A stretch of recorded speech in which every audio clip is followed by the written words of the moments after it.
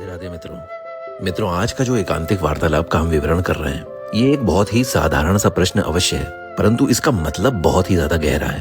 अक्सर ही हमारे मन में ऐसे कई सवाल आते हैं जिनको कि हमें लगता है कि बहुत ही नादानी के सवाल है और इनका सही उत्तर हम ढूंढ ही नहीं पाते, क्योंकि सच तो ये है कि जितनी चीजें सामान्य लगती हैं वो सच में सामान्य होती नहीं है। सबसे अधिक कठिनता सामान्य चीजों का निर्वाह करने में ही होता है। अब बिना देरी किए एकांतिक वार्तालाप का विवरण शुरू करते हैं। बस दोस्तों, आपसे एक ही दरखास्त थी कि यदि हमारे वीडियो आपको पसंद आए और यदि आप चाहते हैं कि हम आप तक और भी इसी प्रकार के विवरणों को लाते रहें, महाराज जी की बातों को आप तक पहुंचाते रहें, तो हमारे चैनल को सब्सक्राइब जरूर करें और प्लीज हो सके तो वीडियो अपने दोस्तों के साथ शेयर करें और इसे अंत तक जरूर देखें। हो ना हो आपको कुछ न कुछ सीख अवश्य ही मिलेगी। अब ये प्रश्न दीपेश पाठक जी ने किया था। दीपेश पाठक जी कहते हैं कि राधे राधे महाराज जी, कोरोना काल में मैंने अस्पतालों में मरीजों और उनके परिजनों के लिए लंगर की व्यवस्था करवाई और जो भी सेवा हो सकी वो मैंने करने का प्रयास किया, परंतु कुछ समय के बाद मेरे ही परिवार में एक के बाद एक कई आपदाएं आने लगी। बहुत से षड्यंत्र हुए,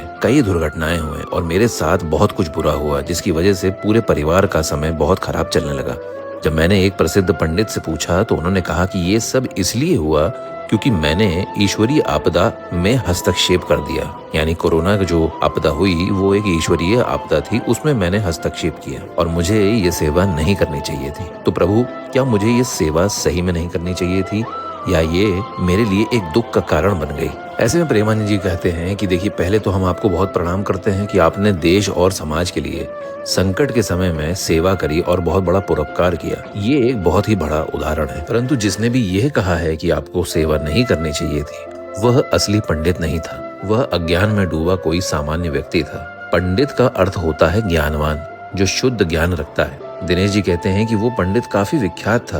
उस पे प्रेमानंद जी कहते हैं कि विख्यात होने से कुछ नहीं होता।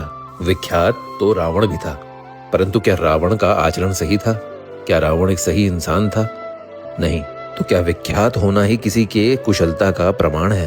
नहीं। आप बात को ऐसे समझें कि आपका जीवन बहुत धन्य है क्योंकि आपने परोपकार किया है, लेकिन जो आपके साथ उसके बाद घटा वो आपके पूर्व जन्मों के कर्मों का फल है। ये सेवा का नहीं, पुराने पाप कर्मों का परिणाम है। मित्रों, महाराज जी ने जो भी कहा वो केवल एक विचार नहीं है, यह शास्त्र सम्मत सत्य है। आज हम सोचते हैं कि मैंने अच्छा किया तो मेरे साथ बुरा क्यों हो रहा है? मैं अगर सबकी सेवा कर रहा हूँ तो मेरे ही साथ खराब क्यों हो रहा है? यदि मैं पैसे दान देता हूँ तो मुझे पैसे क्यों नहीं मिलते?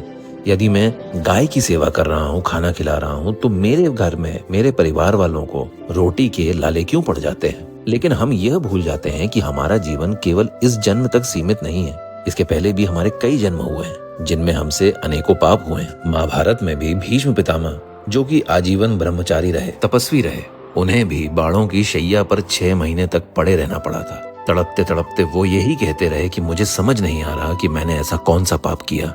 तब श्री कृष्ण बोले कि भीष्म, यह तुम्हारे 100 जन्मों के कर्मों का फल है। मित्रों, अगर आपको ध्यान हो तो कोरोना काल के समय एक डॉक्टर की खबर सामने आई थी जो कि 16 से 18 घंटे काम कर रहे थे। हर दिन 100 से ज्यादा मरीजों का इलाज कर रहे थे। परंतु कुछ दिनों बाद उन्हीं के एक परिवार में हादसा हो जाता है और उनके परिवार के एक सदस्य की मौत हो जाती है। ऐसे में लोग कहने लगते हैं कि देखिए, ये डॉक्टर साहब कितनी सेवा किए हैं, परंतु उनको सेवा का ये फल मिला।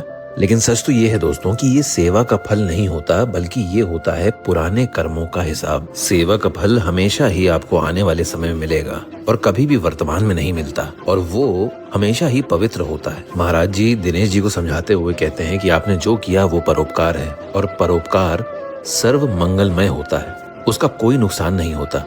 हो सकता है आपने नई खेती बोई है, लेकिन जो बीज आपने पहले डाले थे वह पहले फल देंगे और उन्हीं का फल है जिसकी वजह से आपको दुख झेलना पड़ा। महाराज जी साफ बोलते हैं कि देखिए, आजकल मार्केट में बहुत से पंडित हैं जो कि सच में पंडित नहीं होते हैं। उन्होंने अपना व्यवसाय चलाने के लिए दुकान खोल रखी है, क्योंकि कोई भी पंडित आपको ये कभी नहीं बताएगा कि आपको सेवा नहीं करनी चाहिए। सेवा बहुत बड़ा काम है, वो एक बहुत बड़ा परोपकारी कर्म है, और खास करके अगर कोई ऐसी आपदा के समय में आप सेवा करने का प्रयास करते हैं, वो खुद में एक बहुत ही धार्मिक कार्य है। और ऐसे में यदि कोई पंडित बोल के चला जाता है कि यह ईश्वरीय आपदा थी और आपको इसमें सेवा नहीं करनी चाहिए थी, आपने हस्तक्षेप कर दिया, तो वह सिर्फ और सिर्फ अज्ञानी है और कुछ नहीं। शास्त्र क्या कहते हैं? शास्त्र कहते हैं कि परहित सरिस धर्म नहीं भाई, पर पीड़ा सम नहीं अधमाई। जहाँ पे तुलसीदास जी का कहना है कि वह सेवा जो दुखियों को उनके कष्ट से दूर करे वही सच्ची भक्ति है। इसलिए यदि आज कोई सेवा कर रहा है और उसको कष्ट मिल रहा है तो वह कष्ट सेवा का परिणाम नहीं है, अपितु वह उसके पुराने संस्कारों का हिसाब है। आपने सेवा करके एक नवीन बीज डाला है। यह बीज आपको वर्तमान में फल नहीं देगा, परंतु इसका फल अच्छा होगा ये निश्चित है। अपने मन को इधर उधर भटकने मत दीजिए। और एक चीज का ध्यान रखें कि ये सेवा एक पुण्य कर्म आवश्यक है, परंतु यदि आप यही चाहते हैं कि आपका वर्तमान का सारा पाप नष्ट होके आपको अच्छा फल मिले, तो उसके लिए नाम जप सबसे ज्यादा आवश्यक है। इसलिए आप सब चीजों का छोड़ दीजिए सोचना और सिर्फ नाम जप में अपना दिमाग लगाइए। और मित्रों, शायद आप सब भी अपनी जिंदगी में ये चीज से कभी ना कभी तो गुजरे ही होंगे कि आपने एक तरफ तो किसी न किसी की मदद करी होगी, लेकिन साथ में आपके साथ कुछ न कुछ गलत घटा होगा। तो क्या इसका मतलब ये है कि सेवा का कोई लाभ नहीं होता?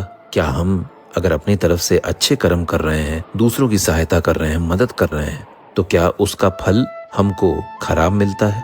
क्या इसका मतलब ये है कि आप लोगों की मदद करना ही बंद कर दें? नहीं मित्रों, ये आप कतई ना करें। ये सब इस संसार में बनी हुई मिथ्याएं हैं और कुछ नहीं। आपके द्वारा किया गया हर एक अच्छा कार्य, हर एक नाम जप, हर एक परोपकार आपको भविष्य के मार्ग में सुख का प्रदान अवश्य ही करेगा। महाराज जी समझाते हैं कि भगवान की सेवा, परहित नाम जप, यही सत्य है, यही जीवन का मर्म। परोपकार से बड़ा कोई धर्म नहीं होता और किसी की पीड़ा में मदद करना यह असली भगवत सेवा है। अब जो भी जीवन बचा है उसे ईश्वर को आप समर्पित करें, तभी आपको आंतरिक आनंद आएगा। नहीं तो यह संसार सुधरने वाला नहीं है। आप ऐसे ही इधर से उधर भटकते रहेंगे पंडितों के चक्कर में और कुछ नहीं। सचेत हो जाओ, नाम जप करो, सेवा करो, यही मंगल का मार्ग है। दोस्तों, ये वीडियो यदि आपको पसंद आया हो और इसी तरह का और एकांतिक वार्तालाप के विवरण को समझने और सुनने के लिए हमारे चैनल को आज ही सब्सक्राइब करें और इस वीडियो को लाइक जरूर करें। हमारे साथ बने रहें दोस्तों। अगले वीडियो में हम फिर आपसे मुलाकात करेंगे। राधे राधे, नमस्कार दोस्तों।